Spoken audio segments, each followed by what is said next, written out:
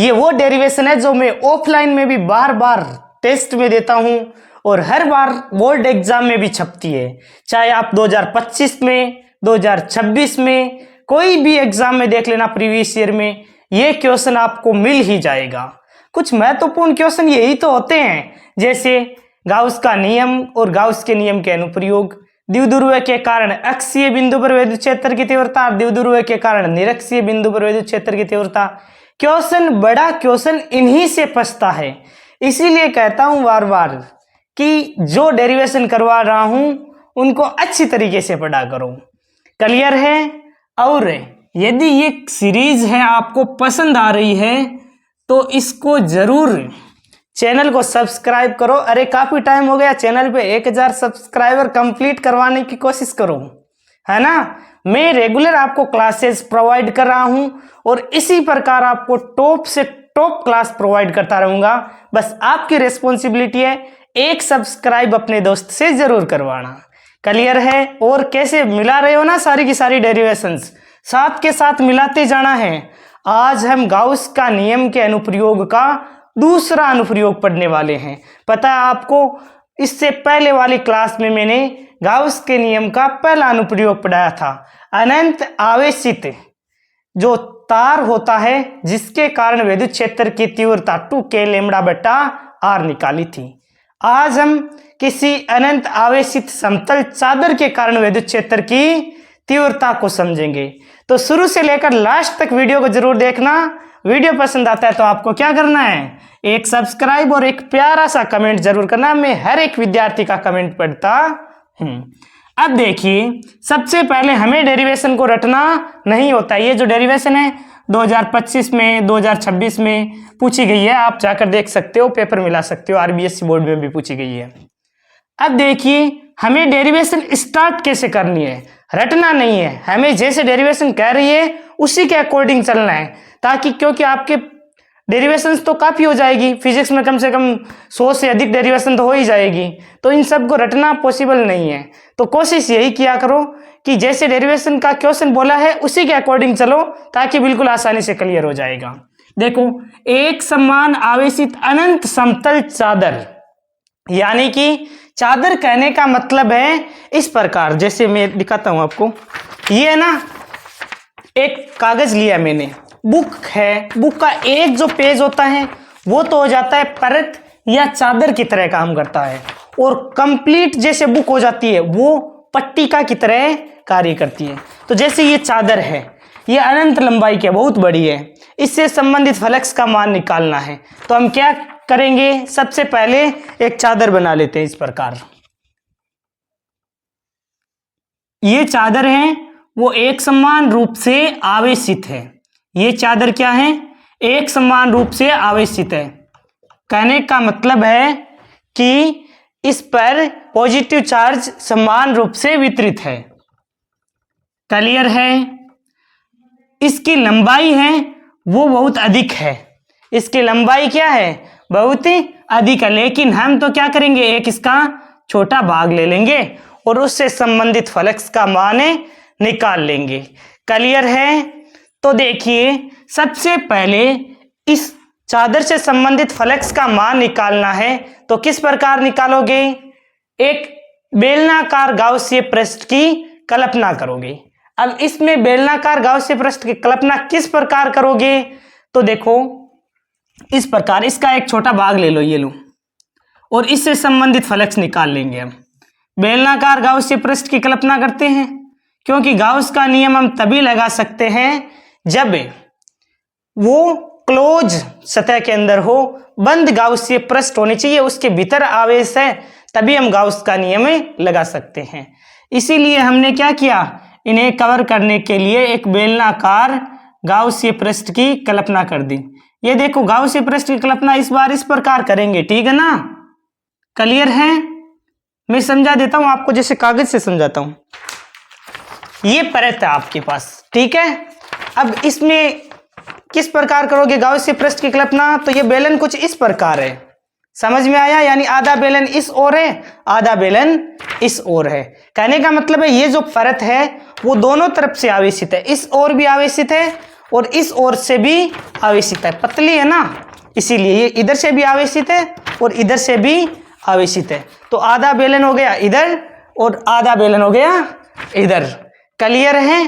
अब देखना आप, इससे संबंधित फ्लक्स हम जैसे ही निकालेंगे ना, तो सबसे पहले हम देखेंगे कि क्षेत्रफल सदिश और विद्युत क्षेत्र। इस वाले पार्ट के लिए क्षेत्रफल सदिश किस प्रकार होगा, तो इसका एक छोटा सा पार्ट ले लेंगे dA और इसका क्षेत्रफल सदिश हो जाएगा इस प्रकार। क्लियर है? क्षेत्रफल सदिश क्या होता है? किसी भी सतह के जो लंबवत सदिश होता है उसे ही क्षेत्रफल सदिश कहते हैं। बताओ विद्युत क्षेत्र किस ओर होगा? तो विद्युत क्षेत्र तो देखो इस ओर होगा। अरे देखो इस वाले पार्ट के लिए विद्युत क्षेत्र किस ओर होगा? इस ओर, ई वेक्टर। क्लियर है? इस वाले पार्ट के लिए विद्युत क्षेत्र किस ओर होगा? तो इस वाले पार्ट के लिए विद्युत क्षेत्र होगा इस ओर। ठीक है ना? क्यों हुआ इस ओर, वो भी देखो। ये जो परत है वो इधर से भी आवेशित है इस वाले पार्ट से, और ये परत है वो इस ओर से भी आवेशित है। तो विद्युत क्षेत्र इस वाले पार्ट के लिए इस ओर, और इस वाले पार्ट के लिए विद्युत क्षेत्र इस ओर हो जाएगा, क्योंकि ये दोनों तरफ से आवेशित है इसीलिए। तो इस वाले पार्ट के लिए विद्युत क्षेत्र इस दिशा में, इस वाले पार्ट के लिए विद्युत क्षेत्र इस दिशा में।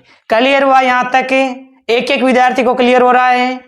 अब देखो इस वाले पार्ट के लिए क्षेत्रफल सदिश क्या होगा, तो इस प्रकार हो जाएगा। इस वाले पार्ट के लिए क्षेत्रफल सदिश dA वेक्टर। अब हम नाम दे देते हैं, जैसे इसके लिए क्षेत्रफल सदिश हो जाएगा dA, इधर इसे दे देते हैं dA1, इसे dA2, इसे dA3 दे देते हैं। क्लियर है? इस वाले पार्ट के लिए विद्युत क्षेत्र किस दिशा में होगा, तो इस वाले पार्ट के लिए विद्युत क्षेत्र तो इस दिशा में है। अरे विद्युत क्षेत्र तो इस दिशा में है। विद्युत क्षेत्र और क्षेत्रफल सदिश के मध्य कोण कितना है, तो यहां पर है 90 डिग्री। क्लियर है? तो सबसे पहले हम क्या करेंगे, एक थ्योरी लिखेंगे। थ्योरी लिख के और इससे संबंधित फ्लक्स निकालेंगे। फ्लक्स निकालने के लिए आपको पता है किस प्रकार निकलता है फ्लक्स, तो एक तो इसका इस वाले भाग के कारण फ्लक्स निकालोगे, एक इस वाले पार्ट के कारण फ्लक्स निकालोगे, एक वक्र पृष्ठ के कारण फ्लक्स निकालोगे। इसीलिए हमने यहाँ पर एक भाग लिया है, इससे संबंधित फ्लक्स आ जाएगा, फिर वक्र पृष्ठ से संबंधित फ्लक्स के लिए ये वाला पार्ट हो जाएगा, और इस वाले पार्ट के लिए इससे संबंधित फ्लक्स निकाल लेंगे। क्लियर है?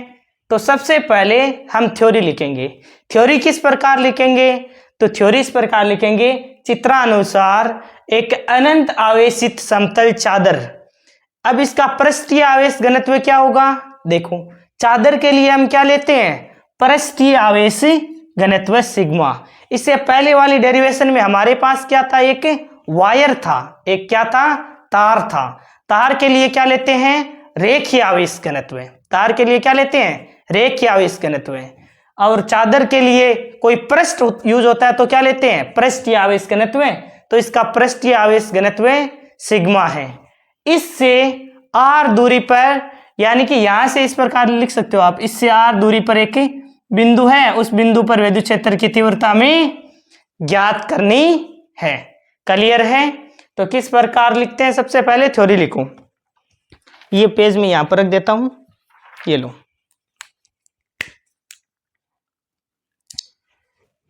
चित्रानुसार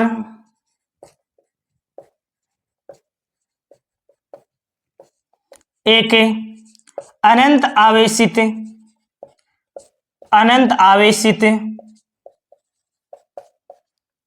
समतल चादर।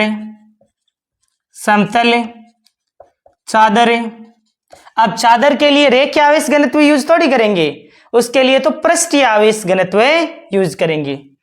तो चादर जिसका पृष्ठीय आवेश घनत्व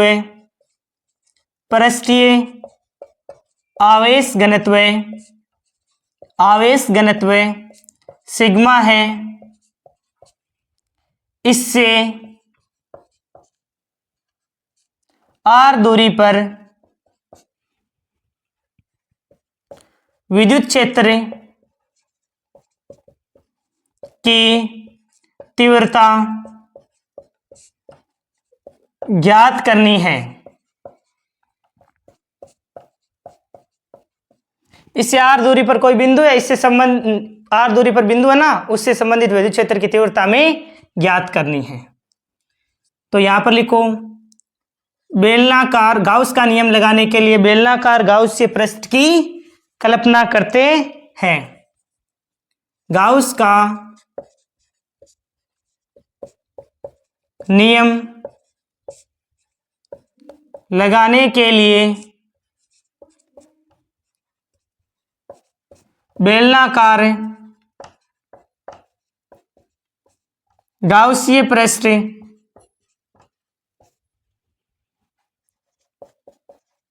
की कल्पना करते हैं। गाउस का नियम लगाने के लिए हमने क्या किया, बेलनाकार गाउसीय पृष्ठ की कल्पना करते हैं। अब इससे संबंधित फ्लक्स, इससे संबंधित फ्लक्स, इससे संबंधित फ्लक्स निकालना है। तो किस प्रकार निकालोगे, तो phi equal to phi A, phi B और फाई सी इस प्रकार लिख सकते हो, या फिर इस वाले पार्ट को नाम दे दो फाई 1, इसको दे दो फाई 2 और उस ऊपर वाले वक्र पृष्ठ से संबंधित फ्लक्स निकालोगे तो फाई 3। अब देखिए फ्लक्स का फॉर्मूला हमने पढ़ रखा है, क्या पढ़ रखा है, समाकलन of E D A1 cos theta. कौन से वाले पार्ट के लिए, इस वाले पार्ट के लिए। क्लियर है, E D A cos theta formula होता है। पहले ये फॉर्मूला कैसे आता है, व्युत्पन्न करवा रखा है मैंने, कैसे आता है, इसका एक छोटा सा भाग लेते हैं, ठीक है, डी ए भाग, तो E D A cos theta, छोटे से भाग के कारण फ्लक्स निकाल कर और उसका कर देते हैं समाकलन, देखिए समाकलन कर देते हैं। तो इस वाले यानी इस वर्ताकार, जैसे मार्कर से समझाता हूं मैं, जैसे ये बैलेंस से संबंधित फ्लक्स निकालना है तो पहले इस वाले वर्ताकार पार्ट से संबंधित फ्लक्स निकालेंगे, फिर इस वाले पार्ट के लिए और एक इसका वक्र पृष्ठ। तो इस वाले पार्ट के लिए E D A cos theta लगा दिया, फाई 2 यानी इस वाले पार्ट के लिए तो फिर से E D A 2 cos theta, और इस वाले पार्ट के लिए E D A 3 cos theta. अब हम रखते हैं थीटा का मान। तो देखो इस वाले पार्ट के लिए क्षेत्रफल सदिश और विद्युत क्षेत्र दोनों एक ही दिशा में हैं। ध्यान से देखो ये थीटा कौन सा होता है, क्षेत्रफल सदिश और विद्युत क्षेत्र के मध्य बनाया गया कोण। तो क्षेत्रफल सदिश भी इस दिशा में था, विद्युत क्षेत्र भी इस दिशा में था, कोण कितना हुआ 0 डिग्री, कोण कितना हुआ 0 डिग्री। तो ये हो गया, ई तो कांस्टेंट था बाहर आ गया, DA1 और cos 0 का मान कितना होता है 1, cos 0 का मान कितना हो जाता है 1 हो जाता है। इसी प्रकार EDA2 cos इस वाले पार्ट के लिए कितना है, तो इस वाले पार्ट के लिए थीटा होगा 0 डिग्री। क्यों, क्योंकि क्षेत्रफल सदिश और विद्युत क्षेत्र एक ही दिशा में है, तो कोण कितना हो जाएगा 0 डिग्री। प्लस में EDA3 cos, इसमें थीटा कितना होगा, अरे ये तो समझ में आ गया ना, परत दोनों तरफ से आवेशित थी, इसलिए इस वाले पार्ट के लिए विद्युत क्षेत्र इस दिशा में, इस वाले पार्ट के लिए विद्युत क्षेत्र इस दिशा में, और क्षेत्रफल सदिश तो इस वाले के लिए इस प्रकार हो जाएगा, इस वाले के लिए इस प्रकार। अब यहां पर देखो क्षेत्रफल सदिश तो आपका इस ओर है, इस वाले पार्ट के लिए क्षेत्रफल विद्युत क्षेत्र तो इस ओर है, लेकिन क्षेत्रफल सदिश क्या है लंबवत है, तो यहां कोण कितना है 90 डिग्री, और cos 90 का मान कितना होता है प्यारे बच्चों, cos 90 का मान होता है 0। अरे आराम से समझो, डरो मत बिल्कुल। EDA1 cos 0 का मान होता है 1 प्लस EDA2 cos 0 का मान और 1 होता है, और cos 90 का मान 0, ये तो वैसे भी 0 हो जाएगा, ठीक है, ये दो ही रहेंगे। अब देखो EDA1 और EDA2 है, इनको ध्यान से समझना। ये जो DA1 है ये वाला क्षेत्रफल, ये वाला भी एक वर्त है, और इतना का इतना ही क्षेत्रफल इस वाले वर्त का होगा, तो ये DA2 DA1 क्या है, बराबर है, तो आप A1 लिख सकते हो। यानी कि ध्यान रखना, इन दोनों को आप क्या लिख सकते हो, A लिख सकते हो। अरे क्लियर है ना। तो आप यहां पर लो मेंशन कर देते हैं, यहां पर DA1 बराबर DA2 बराबर लिख दो A, यहां पर लिखवा देते हैं। यहां पर ये देखिए फाई इक्वल टू EA प्लस ये भी हो जाएगा EA। कैसे हुआ, क्योंकि ये दोनों तो बराबर थे। इस वाला पार्ट का क्षेत्रफल ये भी एक वर्त होगा, इस वाले पार्ट का क्षेत्रफल ये भी एक वर्त होगा, तो दोनों का क्षेत्रफल बराबर ही तो होगा। पाई आर स्क्वायर ऐसे देख सकते हो। तो क्षेत्रफल दोनों का बराबर होगा, तो AA लिख दिया। क्लियर है। तो फाई इक्वल टू 2EA आ गया।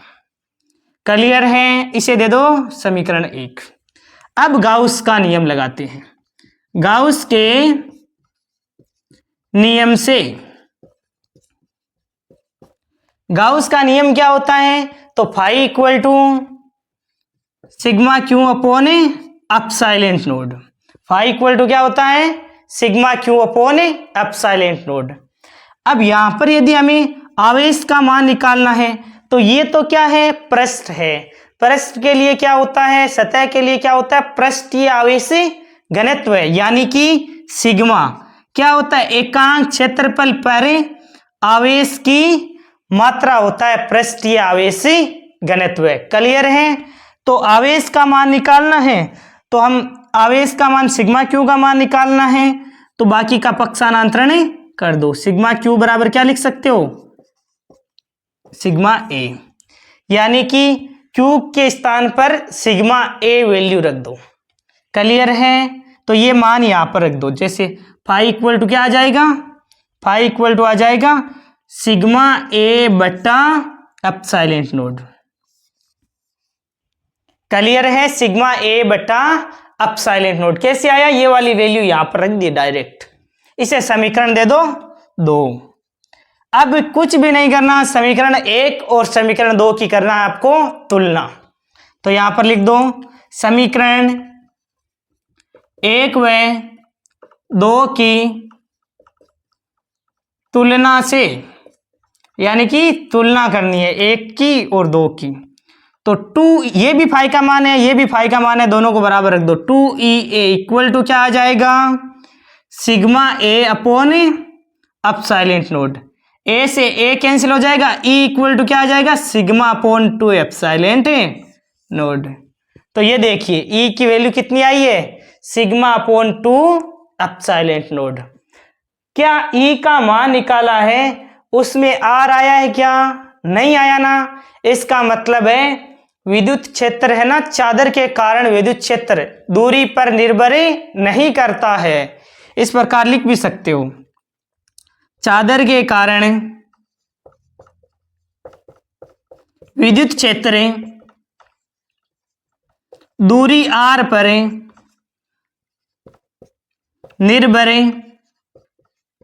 नहीं करता है, नहीं करता है। ये दूरी पर निर्भर ही नहीं कर रहा है।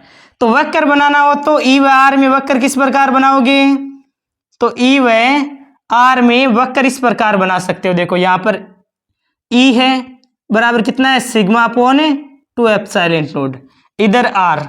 अब ये दूरी पर निर्भर ही नहीं कर रहा है, दूरी पर निर्भर नहीं कर रहा है, इसलिए वक्र कुछ इस प्रकार हो जाएगा। क्लियर है।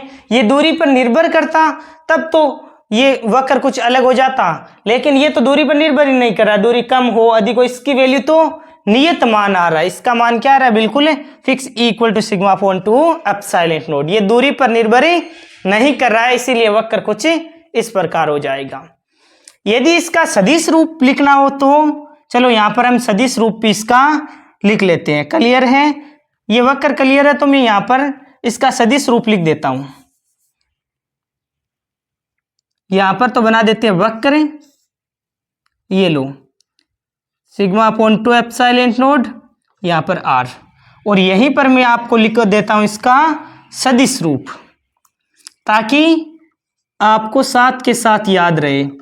मैं मिटाऊंगा तो फिर ये बोर्ड पे वापस स्पेस में आएगा नहीं, और आपको डेरिवेशन है वापस रिवाइज करवाऊंगा तो साथ के साथ समझ में आ जाए। इसमें स्पेस ज्यादा है नहीं, इसीलिए मैं यहाँ पर लिख रहा हूँ, ठीक है ना। दिखाई दे रहा है सबको।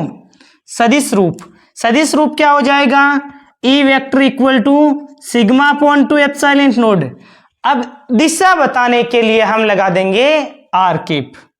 आर कैप केवल और केवल दिशा बताने के लिए लगाया है। बाकी ध्यान रखना, इस सदिश रूप को देख रहे ऐसे मत सोच लेना कि विद्युत क्षेत्र की तीव्रता है वो दूरी पर निर्भर करती है, ऐसा नहीं होता है। कई बार तो क्वेश्चन इस प्रकार पूछ लेता है कि सिद्ध कीजिए अनंत आवेशित समतल चादर के कारण विद्युत क्षेत्र का मान दूरी पर निर्भर नहीं करता है। फिर भी आपको यही डेरिवेशन करनी है। क्लियर है? यदि वीडियो पसंद आ रहा है, ये सीरीज पसंद आ रही है, तो एक सब्सक्राइब जरूर करवाया करो, है ना। किसी से भी, अपने दोस्त से, किसी से भी, ठीक है ना। क्योंकि अब हमारे 1000 सब्सक्राइबर करवाना जरूरी है। समय हमारे पास काफी कम है, 1 साल होने वाला है। तो देखिए एक बार फिर से समझते हैं। हमें पूछा गया है एक समान आवेशित अनंत समतल चादर या परत के कारण किसी बिंदु पर विद्युत क्षेत्र की तीव्रता। तो सबसे पहले चादर बना ली है, तो ये बहुत बड़ी, लेकिन हमें तो एक इसका छोटा भाग ले लिया। इससे आर दूरी पर कोई बिंदु है, यहां पर इस बिंदु पर विद्युत क्षेत्र की तीव्रता ज्ञात करनी है। तो सबसे पहले हमें क्या करना है, गाउस का नियम लगाने के लिए हम क्या करेंगे, बेलनाकार गाउसीय पृष्ठ की कल्पना कर लेंगे। अब इसमें गाउसीय पृष्ठ किस प्रकार होगा, तो जैसा कि मैंने आपको बताया भी था, ये देखिए इस प्रकार ये चादर है, तो इस प्रकार इसमें गाउसीय पृष्ठ की कल्पना होगी। इस वाले पर्टिकुलर पार्ट के लिए जो आवेश है उससे संबंधित फ्लक्स निकाल लेंगे। तो ये दोनों ओर बेलन होगा, और इससे संबंधित फ्लक्स निकालने के लिए φ1, φ2 और φ3 निकाल लेंगे। यानी कि ये वाला पृष्ठ और एक आ जाएगा वक्र पृष्ठ, इससे संबंधित फ्लक्स निकाल लेंगे। तो सबसे पहले φ1, φ2, φ3, फॉर्मूला होता है EDA cos थीटा का समाकलन, पहले छोटे पार्ट के कारण और फिर इससे समाकलन करते ही संपूर्ण सतह का आ जाता है। अब देखिए इसमें और इसमें तो थीटा कितना होगा, 0 डिग्री। क्यों? क्योंकि क्षेत्रफल सदिश विद्युत क्षेत्र एक ही दिशा में है, क्योंकि परत आपकी दोनों तरफ से आवेशित है ना, परत है पतली परत, इधर से भी आवेशित है, इधर से भी आवेशित है। तो इस वाले पार्ट के लिए विद्युत क्षेत्र इस दिशा में, इस वाले पार्ट के लिए विद्युत क्षेत्र इस दिशा में। तो यहाँ पर कोण 0 डिग्री था, यहाँ पर भी 0 डिग्री था, तो ये दो तो 0 0 हो गया। कोस 0 का मान होता है 1, तो ये भी dA1 हो गया, ये dA2 हो गया। क्लियर है?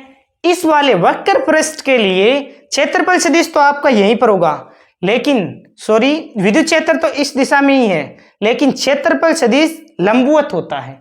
तो इस वाले के लिए लंबवत किस प्रकार होगा, तो ये बेलन है तो इसके लंबवत कुछ इस प्रकार क्षेत्रफल सदिश हो जाएगा। क्लियर है? तो यहाँ पर थीटा आ गया 90 डिग्री। थीटा किस किस के बीच का कोण होता है, विद्युत क्षेत्र क्षेत्रफल सदिश। क्षेत्रफल सदिश होता है सतह के लंबवत सदिश। कोई भी सतह ली, जैसे इस वाले पार्ट के लिए देखो तो लंबवत इस प्रकार हो जाएगा, कहीं पर भी इस वाले पार्ट के लिए लंबवत इस प्रकार थोड़ी होगा, इस प्रकार लंबवत हो जाएगा। इस वाले पार्ट के लिए लंबवत इस प्रकार हो जाएगा, और विद्युत क्षेत्र तो आपका इधर हो जाएगा इस प्रकार, इस प्रकार। अब इस वाला dA1 और dA2 तो बराबर है भाई, बेलन है और बेलन के आगे वर्त और पीछे वाला वर्त है, दोनों के दोनों बराबर होते हैं क्षेत्रफल। तो यहाँ पर dA1 और dA2 बराबर है, तो A मान लिया। तो EA और EA कितना हो गया, 2EA। क्लियर है? अब देखिए गाउस का नियम लगा सकते हैं, phi equal to sigma Q upon epsilon naught. आवेश का मान निकालने के लिए, ये तो सतह है, तार होता तो हम रेखीय आवेश घनत्व लगा देते। क्लियर है?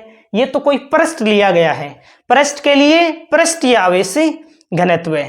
तो पृष्ठीय आवेश घनत्व एकांक क्षेत्रफल पर आवेश की मात्रा, तो आवेश निकालकर और इस वाले आवेश को मान रख दिया यहाँ पर, तो ये आ गया फाई का मान आ गया सिग्मा A बटा एप्सिलॉन नोड।